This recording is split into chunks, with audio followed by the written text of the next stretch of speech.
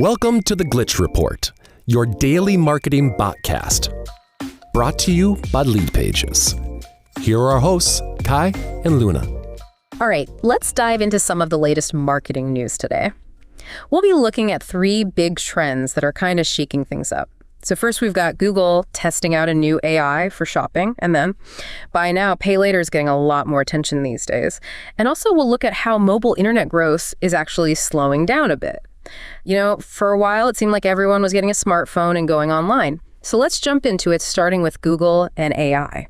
I mean, imagine searching for something simple, like you need a new nonstick pan, right? You go to Google and start typing, but then an AI assistant pops up. And it's not just showing websites like usual. It's actually comparing different pans for you and highlighting features and giving you suggestions based on like your search history. Yeah, it's wild, right? Google's not just giving information anymore. It's more like they're becoming a shopping guide. Which could be pretty convenient, honestly. Yeah. But I'm also a little concerned about how much control businesses would have. Like, will this AI accurately represent all the great things about your product? That's the big question. For businesses, it's kind of a double-edged sword. On one hand, you can reach people the second they're searching for something you sell. Imagine your product's recommended right when they're interested. It could be huge for sales and streamline the whole process. But then again, you're relying on Google's algorithm to do it right. What if it focuses on the wrong features or doesn't get across what makes your product special? And what if, like, say your product's out of stock for a bit, and then the AI recommends a competitor instead? That wouldn't be good. Exactly. This is why it's so important to understand what's happening here. SEO is going to be even more important now. You've got to make sure all your product info is super clear and compelling and optimized in a way that the AI can work with. It's almost like you're marketing to the AI as much as the actual person. It is fascinating to see how this will all play out. Okay, so moving on.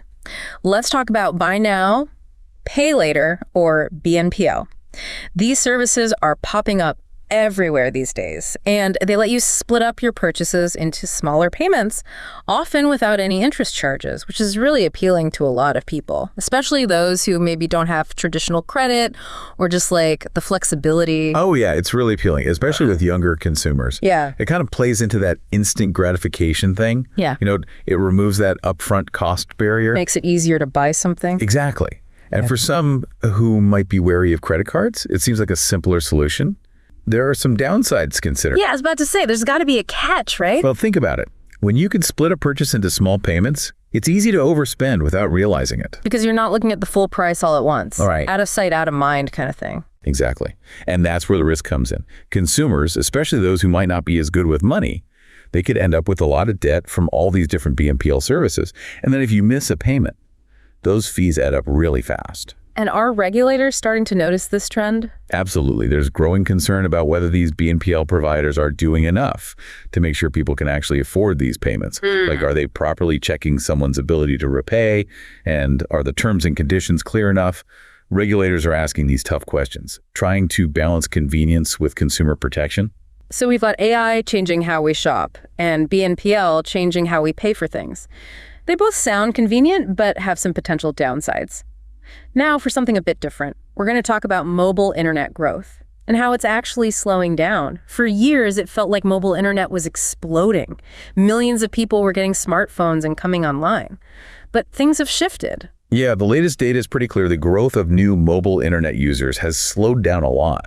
It's not as simple as everyone getting connected like we thought. So why is this happening? I mean, shouldn't getting everyone online be a priority? It is, but it's more complicated than just handing out phones. It's like we've already connected all the people who are easy to reach, those in cities with good infrastructure who can afford data plans.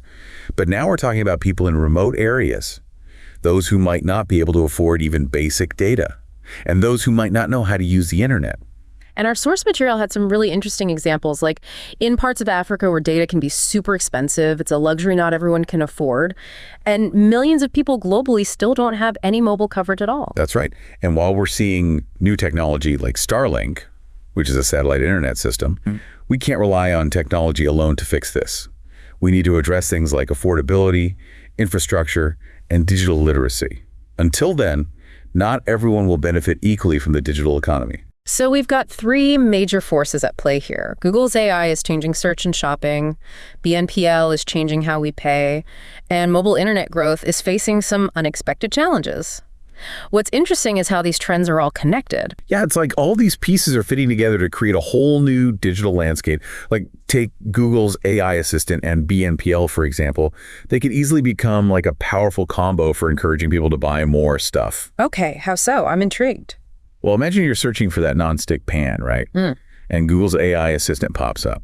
But this time, it not only suggests a pan, but also shows you a BNPL option right there. Like it could say, hey, you can get this awesome pan for just $10 a month, super seamless, almost too easy. Wow, yeah, I see what you mean. It's like a shortcut from wanting something to actually buying it. And those smaller payments make it feel less impactful, I guess. But it makes you wonder about the long-term effect. For sure. Like what happens when it's just too easy to buy stuff? Are we going to end up in a world where everyone's just making impulse purchases, all driven by algorithms and these tempting payment options? That's a good point. And speaking of being left behind, what about all the people who still don't have reliable internet access, the ones we were just talking about? Right, that's a crucial point. As all these trends keep growing, the digital divide could become even worse. We might end up with a world where some people have super personalized shopping and easy access to all these financial tools, while others are struggling to even get online. It's almost like two different digital realities happening at the same time. Yeah, that's a good way to put it. We've got all this innovation that could potentially make things better, but at the same time, it could make existing inequalities worse. It's a reminder that we can't just celebrate new technology. We also have to make sure everyone has access and that it's used responsibly. So bringing this back to businesses, how can they navigate all of this? I think the key is to be adaptable and forward-thinking. They need to understand how AI is changing consumer behavior and how things like BNPL are affecting purchasing decisions. And they can't forget about the people who still lack internet access. These aren't just trends anymore. They're forces that are shaping the future of how we do business. It sounds like businesses have a lot to think about. It's definitely a challenge, but it's also exciting. The businesses that can figure out how to use these trends responsibly, those are the ones that will succeed in the long run. It's like a reminder that even with new technology, we need to be thoughtful and think about the bigger picture. So if you had to give our listener one key takeaway from all of this, what would it be? I'd say the most important thing is to stay informed and question everything. Don't just take things at face value. Ask questions. Think about the potential downsides.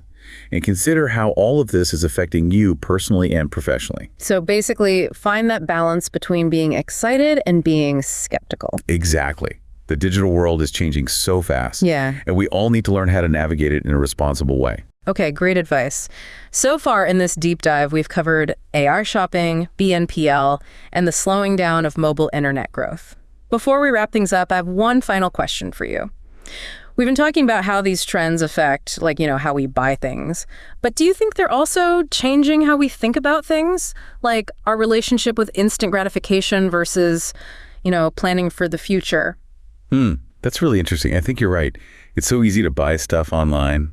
And with BNPL, it's like, why wait? But are we maybe forgetting about the bigger picture a bit? Yeah, are we sacrificing long-term goals for that instant gratification feeling? Exactly. It's almost like a giant experiment on delayed gratification. Except everyone's participating without realizing it. Wow, that's a good point. I think we need to be talking more about responsible spending and financial literacy. Planning for the future is still so important, especially when instant gratification is so readily available. Definitely. So as we wrap up this deep dive, I want to leave our listeners with this.